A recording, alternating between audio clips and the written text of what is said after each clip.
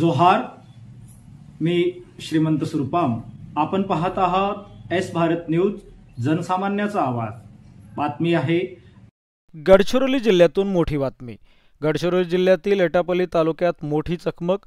गडचिरोली पोलिसांचे माओवाद्याविरोधात यश। एटापल्ली तालुक्यात मोडस्के जंगल परिसरात पोलीस व माओवादी यांच्यात आज 17 सप्टेंबर रोजी भीषण चकमक झाली आहे। C60 चे पथक व CRPF कडून माओवादीवर प्रत्युत्तरात्मक कारवाई करण्यात आली। चकमकीनंतर 2 महिला माओवादी ठार। पोलिसांच्या ताब्यात AK-47 रायफल, अत्याधुनिक पिस्तूल, जिवंत दारुगोळा व मोठ्या प्रमाणावर साहित्य मिळाले असून परिसरात अजूनही शोधमोहीम सुरू असल्याचं पोलीस विभागाकडून आपल्याला ही माहिती कळली आहे। सविस्तर माहिती आपल्याकडे पोहोचलेली नसून आम्ही दर्शकांना सांगू इच्छितो, एटापल्ली तालुक्यात मोठी चकमक झालेली आहे।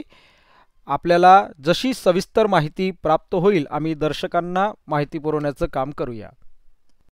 अशाच नवनवीन घडामोडी पाहण्यासाठी आजच आमच्या एस भारत यूट्यूब न्यूज चॅनलला लाईक करा, शेअर करा आणि सबस्क्राईब करा।